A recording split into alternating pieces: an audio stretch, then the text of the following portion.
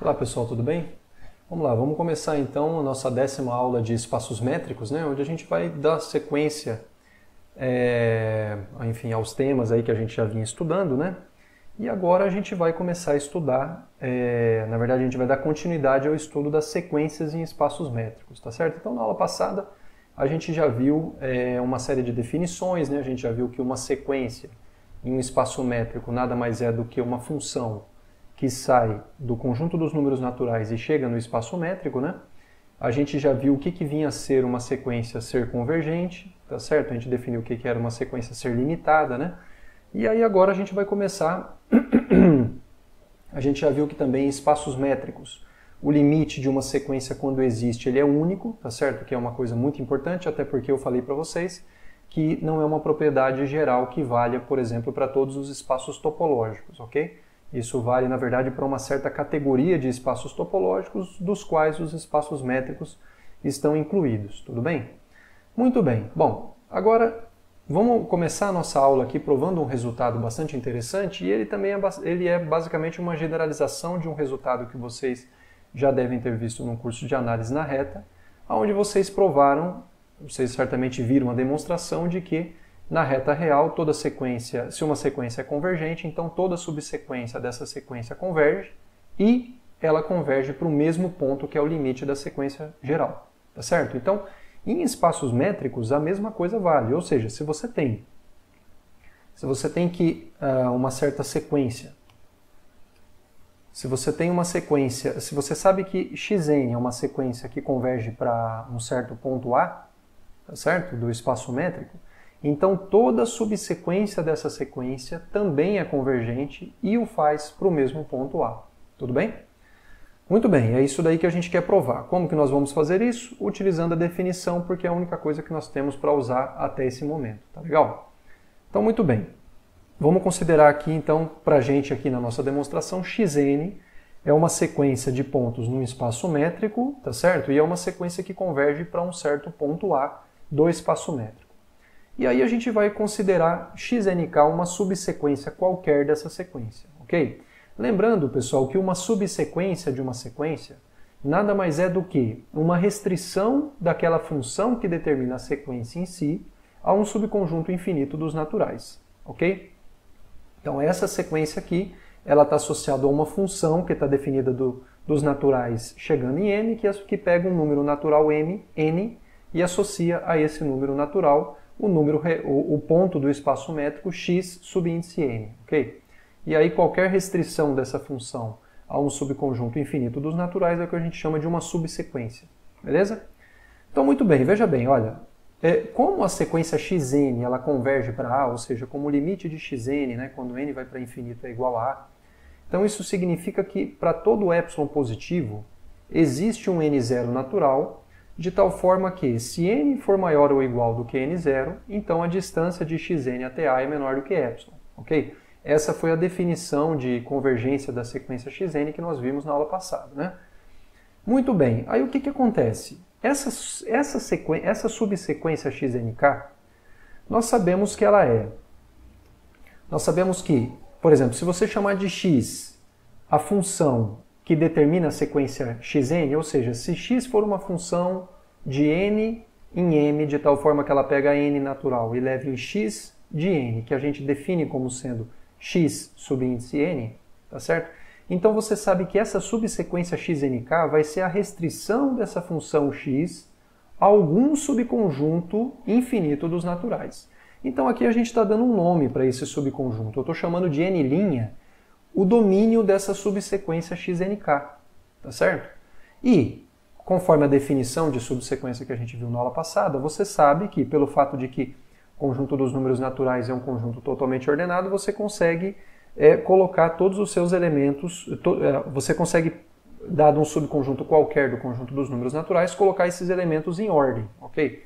Então você consegue, aqui a gente está supondo, sem perda de generalidade, que você está denotando por n1 o menor elemento de n', n2 o segundo menor elemento, n3 o terceiro menor elemento e assim por diante, ok?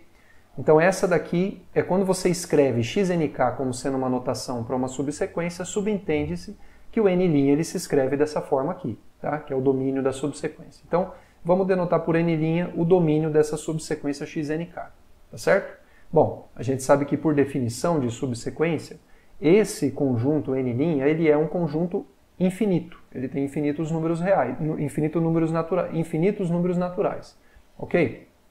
Então, pelo fato dele ser infinito, todo subconjunto dos naturais, que é infinito, ele é um subconjunto ilimitado superiormente, ok? Não é difícil de provar isso. Então, como o n' ele é infinito, então ele é ilimitado superiormente, ok? Ora, sendo ele ilimitado superiormente, então nós sabemos que existe um certo K0 natural, ok? De tal forma que, quando você olhar aqui nesses elementos aqui, haja vista que esse conjunto ele é ilimitado superiormente, o n0, que é um número que depende do epsilon que você fixou lá no começo, ele não pode ser uma cota superior para esse conjunto, ok? Pois bem, não sendo uma cota superior para esse conjunto, tem que existir um certo K0 que vai te dar um elemento aqui desse conjunto, que eu estou chamando de nk0, que é maior ou igual do que n0, certo? Caso contrário, o n0 seria uma cota superior, coisa que ele não é. Então, nós sabemos que existe um K0 natural que cumpre isso daqui, tá certo? E aí, pessoal, vamos lembrar de uma coisa, olha. Quando K for maior ou igual do que esse K0 aqui, que a gente já sabe que existe, o que acontece? Por um lado, como a gente dispôs os elementos nessa lista, né, que formam o conjunto n', como nós fizemos isso em ordem estritamente crescente, então isso significa que se você tem um elemento aqui desse conjunto, que ele está posicionado nessa lista à frente de um outro, isso significa que ele é maior estrito do que aquele outro, ok? Então, como K é maior ou igual do que K0, você sabe que o késimo elemento dessa lista, que é o nk, ele é maior ou igual do que o K0ésimo elemento dessa lista, que é o nk0. Então, por esse motivo que você pode afirmar que isso daqui é verdadeiro. Ora, mas vamos lembrar que o nk0 foi escolhido de tal forma que ele fosse maior ou igual do que n0, ok? Sendo assim, então nós sabemos que, como esse número natural aqui, ele é maior ou igual do que n0, essa implicação nos diz que a distância de x com esse índice até A é menor do que epsilon, e é justamente o que a gente escreveu aqui. Ou seja, o que nós fomos capazes de mostrar? Fomos capazes de mostrar que, dado epsilon positivo, existe um K0 natural, de tal forma que se K for maior ou igual do que K0, então a distância entre x, nk e A é estritamente menor do que epsilon. Ou seja, por definição, nós provamos no final das contas que realmente a subsequência xnk, que era arbitrária, ela realmente converge para o ponto A, que era o ponto de limite da sequência. Tudo bem, pessoal? Então, é basicamente assim. Esse é um resultado extremamente útil, muito utilizado, tá certo? E aí vocês precisam ter em mente ele, tá? Muito bem. Bom, agora vamos ver, vamos prosseguir aqui ainda estudando sequências de pontos em espaços métricos, né? Bom, o que acontece? A definição de sequências em espaços métricos, ela serve para muita coisa. Em particular, ela serve para você definir certas coisas. E, na verdade, assim, ela serve para você dar definições equivalentes de coisas que vocês já conheciam. Então, basicamente é assim, pessoal. Todos os conceitos topológicos que a gente estudou aqui ao longo do curso, ou seja, um conjunto ser aberto, um conjunto ser fechado, um conjunto ser denso, um ponto ser um ponto interior, ser um ponto aderente, ser um ponto de acumulação.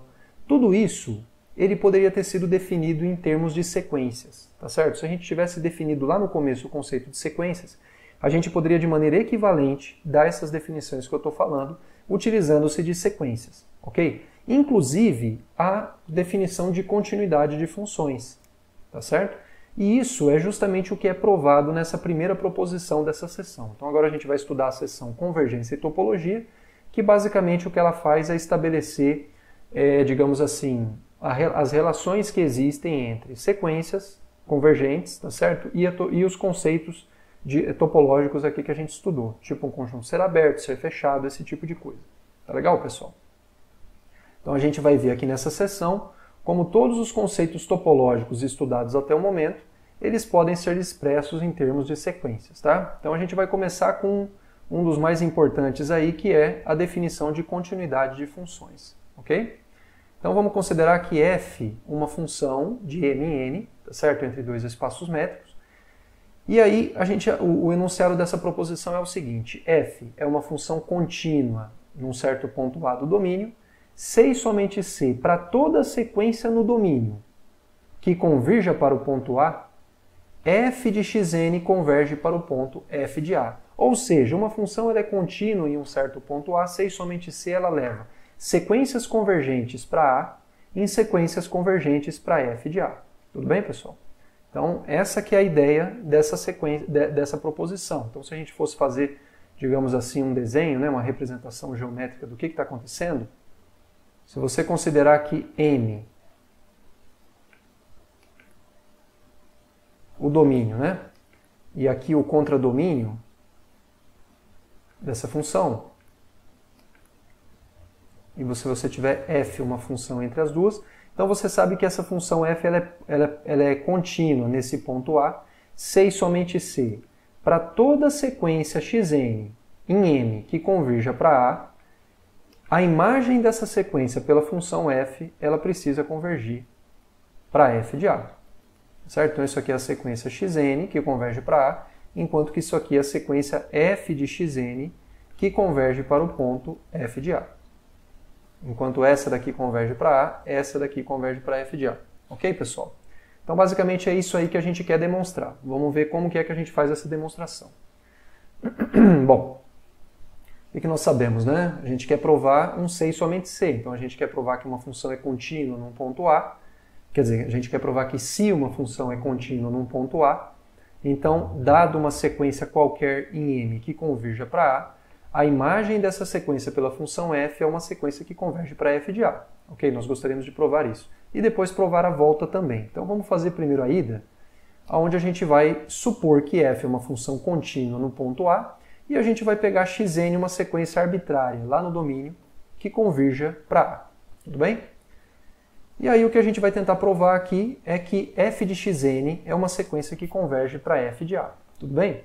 Como é que a gente vai fazer isso? Ora, a gente vai fazer isso por meio da definição, certo? A gente vai fazer isso usando-se da definição mesmo. Muito bem. Bom, então para todo epsilon positivo, o que acontece? A gente sabe que a função f é uma função contínua no ponto A, certo? Então, dado o epsilon positivo, por definição, que nós sabemos é que existe um delta positivo, de tal forma que, se a distância de x até A for menor do que delta, então a distância de f de x até f de A é menor do que epsilon. Ok? Isso daqui é pura e simplesmente pela definição de continuidade da função f. Então perceba o seguinte, o que nós fizemos aqui foi, dado um epsilon positivo, a gente está olhando aqui para uma bola de centro em f de A e raio epsilon, ok? Uma bola aberta, né, obviamente. E aí o que a gente sabe é que existe uma bola em torno do A. Pelo fato de que f é uma função contínua, a gente sabe que existe uma bola em torno do A de raio delta, tá certo? De raio delta. De tal forma que para todo x pertencente a essa bola, a imagem dele pela função f pertence a essa bola de centro f de A e raio epsilon, tá certo? Muito bem. Aí o que acontece? Por outro lado, a gente sabe que a sequência xn é uma sequência que converge para o ponto A. Então, olha só, a ideia da demonstração é o seguinte. Pelo fato de que xn converge para o ponto A, a gente sabe que a partir de um certo n0, por definição, xn vai pertencer a essa bola de centro A e raio delta. Ora, mas então, se xn vai pertencer a essa bola pela definição de continuidade de f, f de xn vai pertencer a essa bola de centro f de A e raio epsilon, e com isso a gente vai ter obtido aquele tal do n0, de tal forma que, se n for maior ou igual do que n0, então f de xn pertence à bola de centro f de A e raio epsilon, que era o que a gente queria provar. Tudo bem, pessoal?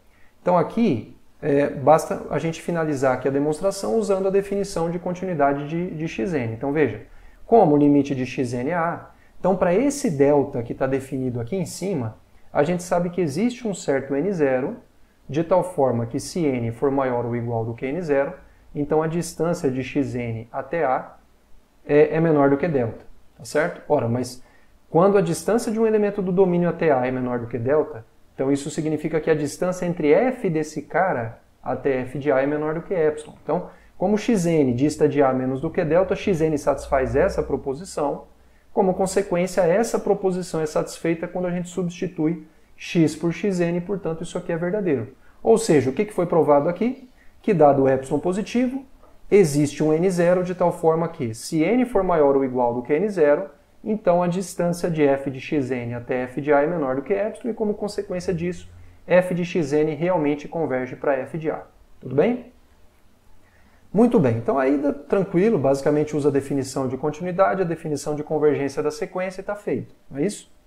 Agora o que a gente tem que fazer é a volta. Então a gente vai supor que essa função f ela é tal que, para toda sequência no domínio que converja para a, f de xn converge para o ponto f de a. Agora a gente vai supor que é isso daí que nós sabemos, ou seja, essa que é a nossa hipótese.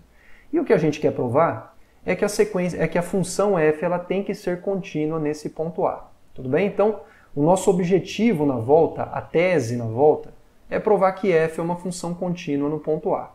Tudo bem? Bom, essa demonstração ela é feita por contradição. Então, quando a gente faz uma demonstração por contradição, independente de quem ela seja, de qual ela seja, a gente sempre tem que começar negando que a tese seja verdadeira, correto ou não? Então, a gente vai negar que a nossa tese é verdadeira. Por isso, a gente vai supor que é falso que a função f é contínua em a. Ou seja, a gente vai supor que f não é contínuo no ponto a, certo?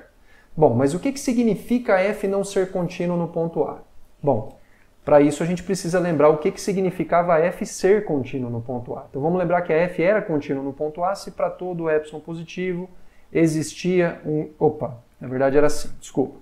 Isso, exatamente. A f era contínua no ponto a se para todo epsilon positivo existia um delta positivo de tal forma que, para todo x no domínio, de tal forma que pertença à bola de centro A e raio delta, então isso tinha que implicar que o f de x tinha que pertencer à bola de centro f de A e raio epsilon.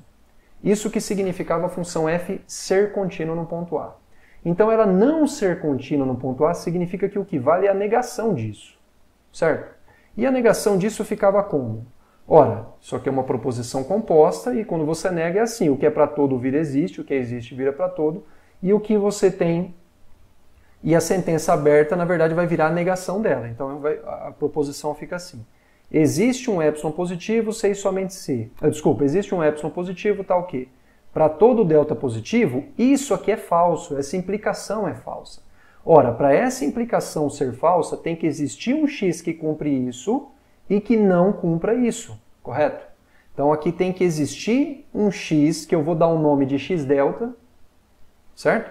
Pertencente à bola de centro A e raio delta, de tal forma que o f de x delta, ele não pertence à bola de centro f de A e raio epsilon.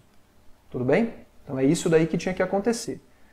Então, se eu estou supondo que a f é uma função que não é contínua no ponto A, então eu sei que existe um certo epsilon para o qual essa proposição aqui que eu estou mostrando para vocês é verdadeira. Em particular, para esse epsilon fixo, eu sei que para todo delta isso aqui acontece. Mas em particular, vale se eu tomar delta como sendo 1 dividido por n. Certo? Se eu tomar delta como sendo 1 dividido por n, isso aqui continua sendo verdadeiro.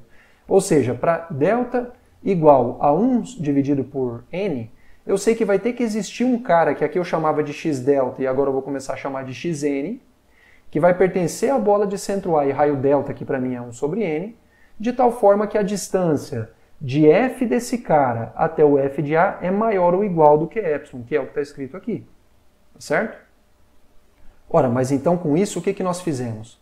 Nós construímos por um lado uma sequência xn que está convergindo para A, porque essa sequência xn, o limite dela vai ter que ser A, porque se a distância dela até A é menor do que 1 sobre n, quando n vai para infinito, isso aí vai para zero. Correto ou não?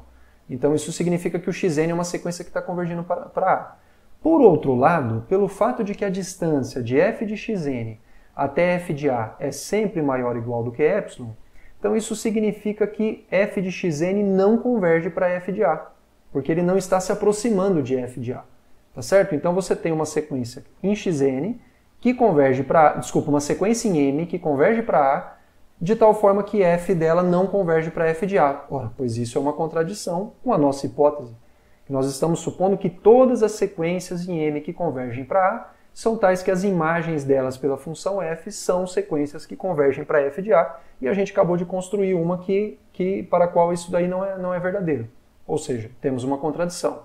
A contradição veio da onde? Veio da gente supor que a f não era contínua. Ora, pois então ela é contínua. E aí a nossa proposição está demonstrada. Tudo bem, pessoal? Muito bem, então sabemos que a gente já pode caracterizar continuidade de funções em termos de sequências convergentes. Tudo bem, pessoal? Muito bem, vamos agora para uma outra proposição. Então agora, a partir de agora, o que a gente quer fazer é seguir caracterizando condições, na verdade, caracterizando propriedades, né, topológicas que pontos ou funções têm, agora em termos de sequências, tá certo? Então a gente já caracterizou a continuidade de funções e agora a gente vai caracterizar o conceito de um ponto ser um ponto aderente a um conjunto, tá? Então imagina que você tem X um subconjunto de um espaço métrico M, ok? Pois bem, então A é um elemento do fecho de X, o A pertence ao X fecho, se e somente se existir uma sequência em X de pontos que converge para A. Então basicamente assim, vamos fazer um desenho aqui para a gente entender o que está acontecendo. Se você tem um conjunto X, então você sabe que um certo ponto A, ele pertence ao fecho desse conjunto, ou seja, vamos lembrar que pertencer ao fecho, ou seja, significa ele ser um ponto aderente. E ser um ponto aderente, vamos lembrar que significa que para toda a bola aberta em torno desse ponto, tem certamente elementos de X, ok? Pois bem, o que a gente está falando aqui é que essa propriedade que eu acabei de falar, é equivalente ao seguinte: a existir uma sequência de pontos em X que convergem para A, ok? Então, basicamente assim, A pertence ao fecho de X, se e somente se existe uma sequência xn em X, de tal forma que xn converge para A. Então, aqui, converge para A minúsculo. Então, esse aqui seria um exemplo de uma sequência em xn que converge para A. Tudo bem, pessoal?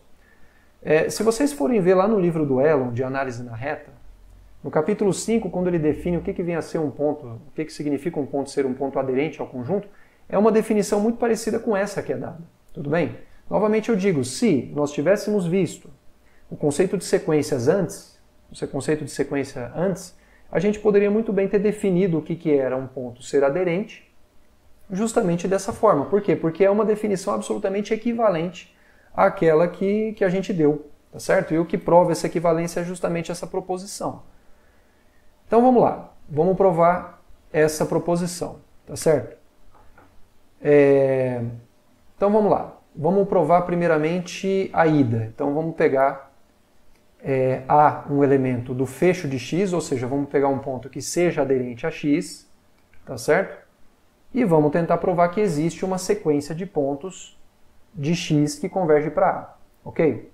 Bom, se o A pertence ao fecho de X, em certo ponto lá, quando a gente estava estudando o conceito de fecho de um conjunto, a gente provou que um ponto pertence ao fecho de um conjunto se e somente se a distância desse ponto até o conjunto é igual a zero, tá certo?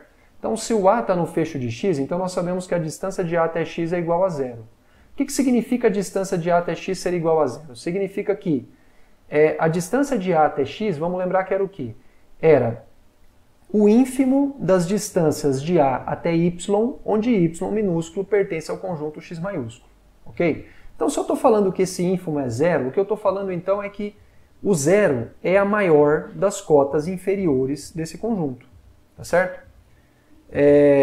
Então, o que isso significa? Isso significa que, dado n natural, quando você olha para o número real 1 sobre n não pode ser cota inferior para o conjunto cujo ínfimo é esse número aqui. Ora, se 1 sobre n não é cota inferior para o conjunto formado pelos números reais que se escrevem do tipo distância de A até Y, para Y pertencente a x maiúsculo, se 1 sobre n não é cota inferior para isso, então o que isso significa é que tem que existir um elemento de x, que aqui a gente vai dar um nome para ele de x subíndice n, tá certo? de tal forma que a distância de A até esse elemento xn é menor do que 1 sobre n, ok? Pois bem, o que acontece é que isso daí define uma sequência em x, porque cada um desses xn's pertence a x, e essa sequência, pelo fato de que vale isso daqui, ela é uma sequência que converge para o ponto A, tudo bem? Então, basicamente, o que a gente acabou de provar foi que, de fato, se o A está no fecho de x, então o limite, então existe uma sequência em x que converge para A, tudo bem? Olha, a recíproca eu vou deixar como exercício para vocês, mas é absolutamente trivial. Quer dizer, se você já sabe que existe uma sequência de pontos em x que converge para A, então basicamente você sabe que, dado uma bola aberta em torno de A, minúsculo, existe um elemento de x que pertence a essa bola, a saber, x subíndice n para n suficientemente grande. Haja vista que se xn converge para A partir de um certo n0, todos os elementos da sequência xn passam a pertencer à bola de centro A e raio epsilon. Tudo bem? Então, vou deixar como exercício a volta para vocês, embora seja muito simples. Tá legal, pessoal? Muito bem. Então, com isso daqui, o que a gente fez? A gente caracterizou o conceito de ponto aderente, tá certo? A um conjunto em termos da existência de uma sequência de pontos do conjunto que converge para aquele certo ponto que você, enfim, está querendo verificar se é ou não aderente. Tudo bem, pessoal? Então, muito bem. Em particular, né, pelo resultado anterior, a gente tem o seguinte, que o x, um certo subconjunto x de M, ele é denso em M, se e somente se todos os pontos de M puderem ser aproximados arbitrariamente por sequências de pontos de x. Ou seja, um subconjunto de M é denso em M, se e somente se todo ponto de M é o limite de uma sequência contida em x. Ok, pessoal?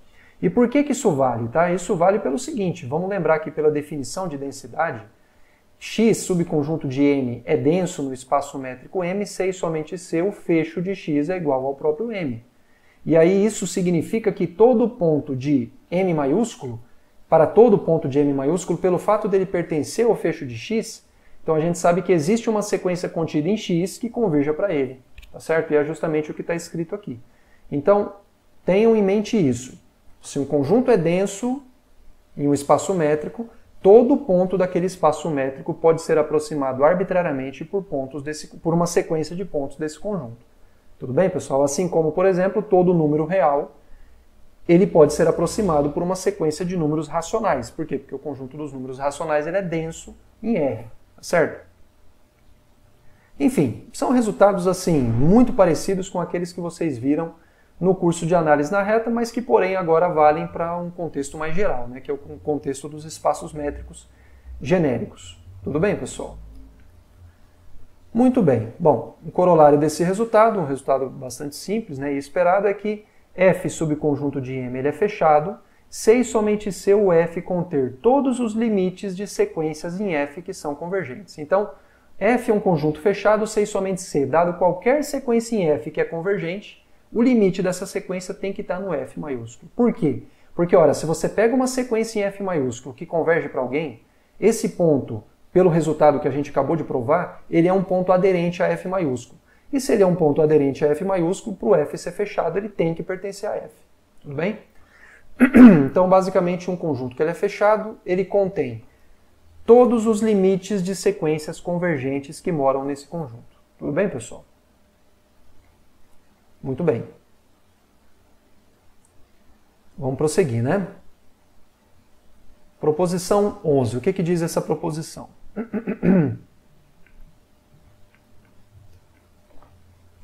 Então, essa proposição agora, o que ele vai fazer, o que a gente vai fazer aqui é caracterizar os conjuntos que são abertos em termos de sequências, ok? Então, a gente já caracterizou os pontos que são aderentes. Agora, o que a gente vai fazer é caracterizar os pontos que são interiores a um conjunto, tá certo? Então, isso é feito da seguinte forma. Bom, um conjunto A ele é aberto se e somente se, para toda sequência xn no espaço métrico M que convirja para um ponto de A, tem que existir um n0 a partir do qual xn pertence a A para todo n maior ou igual do que n0. Ou seja, isso é análogo a eu falar o seguinte. Um conjunto A ele é aberto se e somente se para toda sequência xn que converge para A, para todo n suficientemente grande esse xn vai pertencer a A. Tá certo? Então, se a gente for fazer um desenho, né, que exemplifique isso, o desenho ficaria mais ou menos assim, né?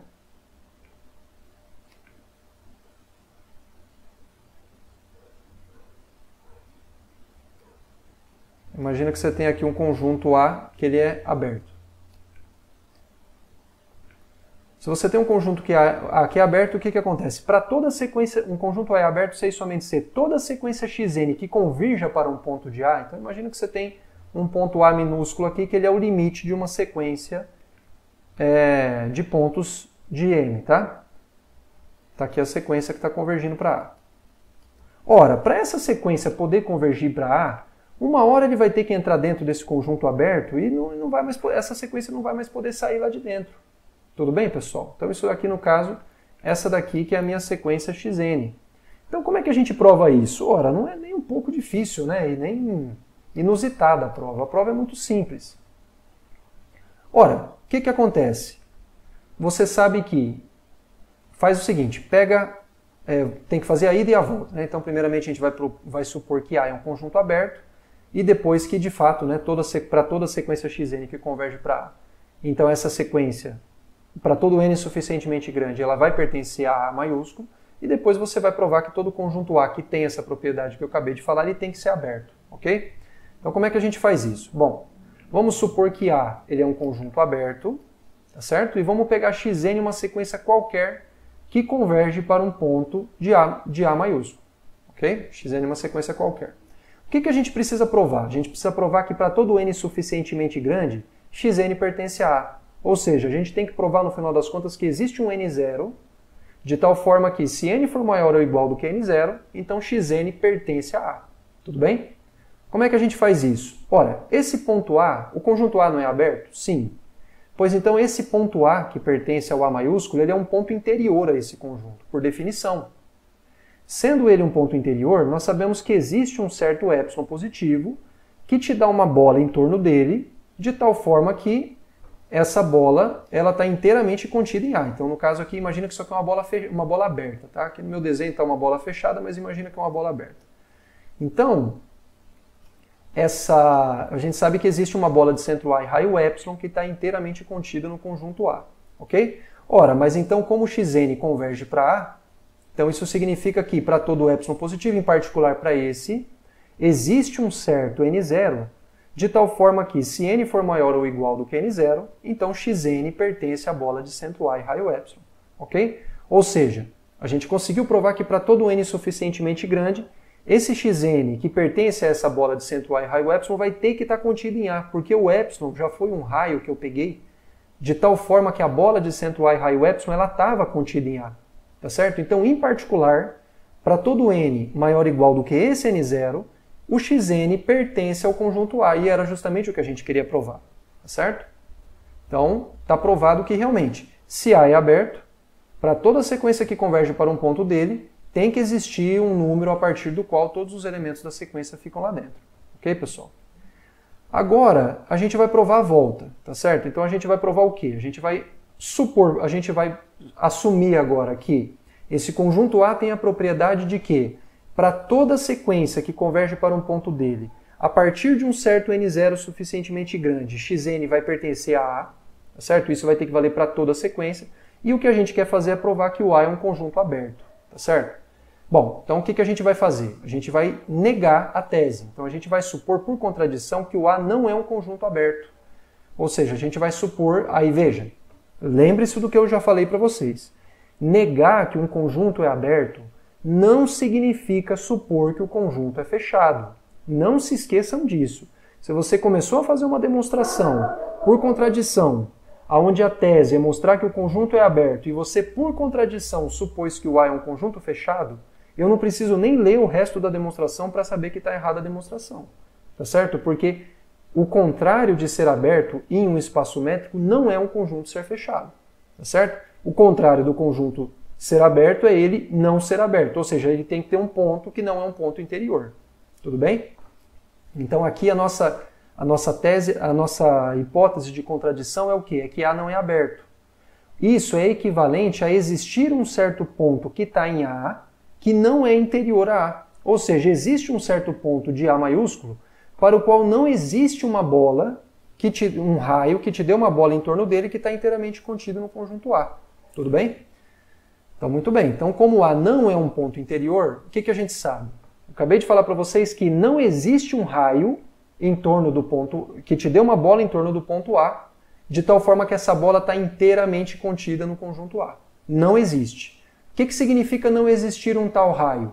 Significa que, para todo raio que eu der, tem que ter um cara na bola de centro A com esse raio que não pertence a A. Correto ou não? Isso vale para todo delta que eu der dando um raio, dando uma bola aberta de centro A e raio delta. O que eu vou fazer é o seguinte, eu vou pegar raios do tipo 1 sobre n, para n natural. Ok? Então, dado n um número natural, eu sei que existe um xn que pertence à bola de centro A e raio 1 sobre n, mas esse xn não pode estar em A, ou seja, ele está no complementar do A. Tá certo? Ora, com isso o que a gente criou no final das contas? A gente acabou de criar uma sequência de pontos em M que converge para A. E por que ele converge para A? Porque esse xn pertence à bola de centro A e raio 1 sobre n. Então a distância de xn até A ele está entre 0 e 1 sobre n. Quando n vai para infinito, essa distância tem que ir para 0. O que isso significa? Que o xn converge para A. Então o xn é uma sequência que sim converge para A, mas todos os termos dessa sequência não pertencem a A. Ou seja, essa sequência inteira está no complementar de A. Ora, pois isso é uma contradição com a nossa hipótese, porque a gente está supondo justamente que toda sequência de pontos que converjam para um ponto de a partir de um certo n0 suficientemente grande, todos os elementos dessa sequência têm que ficar em A. Certo? E isso não está acontecendo. Pois bem, isso é uma contradição com a nossa hipótese. E a contradição veio da gente supor que o A não é aberto. Então, o que isso significa? Que sim, o A é um conjunto aberto. Tudo bem, pessoal? Basicamente é esse resultado aí que a gente acabou de demonstrar. Muito bem, pessoal, para finalizar essa sessão, a gente vai provar aqui uma proposição, tá certo? Que ainda vai naquele sentido, né, de caracterizar, digamos assim, propriedades topológicas. Não vou dizer propriedades topológicas, na verdade assim, caracterizar conceitos que a gente deu aqui quando a gente estava estudando a topologia dos espaços métricos em função de sequências convergentes, tá? Nessa proposição a gente tem que ficar muito atento porque o enunciado dela se parece muito com um enunciado que a gente já viu. Por quê? Porque esse enunciado trata de pontos aderentes a um conjunto e esse enunciado se parece muito com o daquela proposição que a gente acabou de ver que trata de pontos aderentes a um conjunto, tá certo? E essa semelhança não tem nada de estranho, porque quando você olha para as definições de um ponto ser aderente e um ponto ser de acumulação de um conjunto, elas são muito parecidas. Então seria de se esperar que a caracterização de pontos de acumulação de um conjunto em termos de sequências também seja algo muito próximo daquela caracterização de pontos aderentes a um conjunto em termos de sequências. Ok, pessoal? Então não tem nada de estranho nisso no final das contas, ok? Então, muito bem, essa proposição 12 fala o quê? Se você tem M um espaço métrico e X um subconjunto de M, então um ponto A ele é um ponto de acumulação do conjunto X, ou seja, ele pertence ao X', né? Que no livro do Euler ele costuma chamar de conjunto derivado de X. Então ele é um ponto de acumulação do conjunto X. Se e somente se existir uma sequência de pontos em X que são 2 a 2 distintos, de tal forma que o limite dessa sequência é A. Ou seja, um ponto é um ponto de acumulação, se existir uma sequência de um conjunto, se existir uma sequência de pontos desse conjunto que sejam distintos entre si, que converjam para esse ponto que você sabe que é de acumulação. Tudo bem, pessoal? E é um se e somente se. Então aqui, se a gente for fazer um desenho, é muito semelhante a algo que a gente já fez. Se você tiver aqui X, um conjunto, e você sabe que um ponto é um ponto de acumulação, então o que você sabe é que existe uma sequência de pontos do conjunto X que converge para esse cara, só que essa sequência é uma sequência de pontos distintos, ok? Porque, por exemplo, imagina que o seu conjunto X ele é formado por esse conjunto aqui que eu acabei de desenhar, a união com esse ponto aqui que eu vou chamar de A minúsculo. Ora, esse ponto A minúsculo ele é um ponto aderente ao conjunto X, porque ele pertence ao conjunto X. Em particular, por exemplo, eu poderia considerar uma sequência de pontos xn para n natural onde xn é igual a A para todo n natural. Pois bem, isso daqui daria uma sequência de pontos em x que converge para A. Então, por esse motivo que esse ponto é um ponto aderente ao conjunto x, certo? Entretanto, esse ponto A, ele não é um ponto de acumulação do conjunto x. Por quê? Se você for tentar construir uma sequência de pontos de x que converge para A, necessariamente essa sequência, a partir de um certo n0, vai ter que ser constante igual a A. Ou seja, os pontos não vão poder ser distintos entre si. Então, essa palavra aqui, ela faz toda a diferença na hora de você definir o conceito de ponto de acumulação para poder diferir daquela proposição, tá certo? Que falava a respeito de pontos aderentes. Então é somente essa palavra que difere uma proposição da outra. Tudo bem, pessoal? Então, por exemplo, aqui no nosso exemplo A, ele é um ponto aderente que não é um ponto de acumulação, enquanto que esse ponto B aqui, ó, digamos que esse ponto B ele é um ponto que é tanto um ponto de acumulação quanto um ponto aderente, ok? Muito bem, então vamos ver aqui a demonstração, muito parecida com aquilo que vocês também já viram, não tem muito segredo, tá? O que acontece? Bom, a gente sabe o seguinte, é um sei, somente sei, então tem que fazer a ida e a volta, né? Então, vamos fazer primeiramente a ida. Então vamos supor que A é um ponto aderente a x. Então a pergunta é, será que existe uma sequência de pontos distintos de x que converge para A? Bom, isso daí é justamente o que a gente vai provar aqui. Então, aqui nessa parte aqui. Suponha que você tenha um ponto de acumulação do conjunto. Bom, você sabe que para cada n natural, a bola aberta de centro A e raio 1 sobre n tem que interceptar o x. E isso daí acontece em um ponto que é distinto de A. Certo? Então vamos lá, eu vou escrever aqui com vocês. Olha só. Como A ele é um ponto aderente, como ele é um ponto de acumulação de x, então você sabe o quê? Você sabe que para todo delta, quando você considerar a bola de centro A e raio delta, você sabe que a interseção disso daqui com x menos o ponto A é diferente do vazio, não é isso? Sim, é só olhar na definição lá atrás. Em particular, se eu fizer o seguinte, olha, se eu der um n natural e eu considerar o raio como sendo 1 sobre n, o que eu sei é que existe um certo x que pertence à bola de centro A e raio 1 sobre n, onde esse x ele é diferente de A. Desculpe, e esse x aqui ele pertence a x maiúsculo. Então eu vou colocar assim. Existe um x minúsculo pertencente a x maiúsculo, que pertence à bola de centro A e raio 1 sobre n, e ele é distinto do A. Certo? Então vamos fazer um desenho aqui para a gente entender o que está acontecendo. Dado 1 sobre n, eu considero essa bola, eu sei que tem um ponto aqui dessa bola, tá certo? De x que está dentro dessa bola. Aí você fala, poxa, mas por que você colocou que aqui existem infinitos elementos dentro dessa bola? Por que você colocou infinitos? É uma pergunta que vocês poderiam fazer. Porque esse fato implica que, na verdade, não existe apenas um ponto nessa bola de x que é diferente do centro dessa bola, que aqui no caso é B para mim. Existem infinitos deles. E por quê? Ora, veja bem, se esse x1 aqui, eu vou chamar de xn esse cara, tá? Esse xn, pelo fato dele ser diferente de B, eu sei que a distância dele até B é positiva, certo? E a distância dele até B é menor do que 1 sobre n. Então eu poderia muito bem passar agora a considerar a bola de centro B com esse raio, com um raio que é menor do que a distância entre xn e B, tá certo? Posso até colocar, inclusive, igual a distância de xn até B, ok? Então eu estou considerando agora uma bola com esse raio. Então a bola que eu estou considerando agora é essa daqui, olha. E o que eu sei? Eu sei que dentro dessa bola, novamente pela definição de ser um ponto aderente, de ser um ponto de acumulação, aplicando novamente essa definição, só que agora ao invés de 1 sobre n eu vou usar essa distância como sendo raio, eu sei que vai ter que existir, tá certo? Um certo cara de x, que eu posso dar o nome que eu quiser para ele, que está dentro dessa bola, tá certo? E pelo fato de que esse cara pertence à bola de centro B e raio, distância de xn até B, isso faz com que ele não possa ser igual a xn, porque se ele fosse igual a xn, a distância dele até B seria igual a esse cara, e não, a distância é estritamente menor do que esse cara. Então eu sei que esse cara que existe, ele é diferente desse xn. E ele também pertence a x.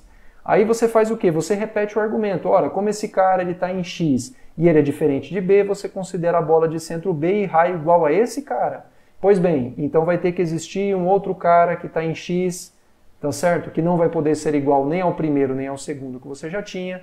E aí você passa a considerar a bola de centro b com o raio nesse cara, tem que existir um cara de x e assim por diante. Então é por esse motivo, simplesmente fazendo, digamos que assim, que o argumento não está 100% completo, faltou aí 5% para vocês completarem, tudo bem? Então é por esse motivo que existem infinitos elementos dentro dessa bola na interseção com x, ok? Ora, então, já que existem infinitos elementos dentro dessa bola, no final das contas a gente consegue formar uma sequência xn de pontos, todos eles distintos entre si, ou seja, de tal forma que um ponto ele é diferente de todos os anteriores da sequência, de tal forma que essa sequência, ela, por um lado, ela está em x maiúsculo, por outro lado, ela converge para A, tá certo? E por conta de valer essa propriedade, os elementos são 2 a 2 distintos. Tudo bem, pessoal? Então é uma construção que, enfim, ela tem, a menos desse argumentinho aí que vocês têm que usar, ela não é assim tão complicada. Tudo bem, pessoal? Isso daí é a ida, que é o que dá algum trabalho. A volta não dá trabalho nenhum, porque no final das contas, a volta é o quê? Fica como sendo um exercício para vocês, né? Mas se existir uma sequência em x de pontos distintos que converge para A, necessariamente para toda a bola aberta de centro em A, vai ter que existir elementos de x que são distintos do A, tá certo? Porque já que existe uma sequência de pontos distintos que converge para A, dado uma bola aberta de centro A e raio epsilon, a partir de um certo n0, todo mundo da sequência entra lá dentro. Pelo menos um desses caras vai ter que ser distinto de A, porque todos eles são distintos entre si, no máximo um deles só vai ser igual ao A, tá certo? Então, em particular, a definição de ponto aderente, ela sai diretamente. Tá legal, pessoal? E agora, para finalizar, eu vou deixar um exercício que eu sugiro que vocês façam, tá certo? Um exercício importante, que fala o seguinte. Eu gostaria que vocês provassem o seguinte, que imagina que você tenha duas funções contínuas definidas entre dois espaços métricos, tá certo?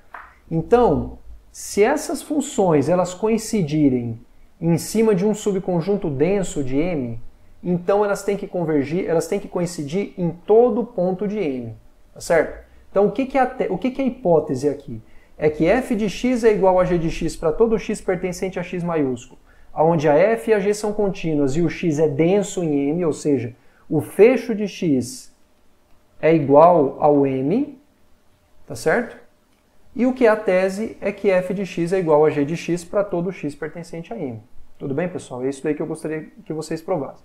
Vocês têm plenas condições de fazer esse exercício aqui, tá certo? Tentem fazer. Se vocês não conseguirem, eu dou uma dica na sessão de atendimento para P2, tá? Porque isso aqui já é conteúdo da P2. Tudo bem, pessoal? Muito bem, essa é a primeira parte da aula e aí depois eu vou postar a segunda parte da aula, tá certo? Valeu, pessoal. Obrigado, até mais.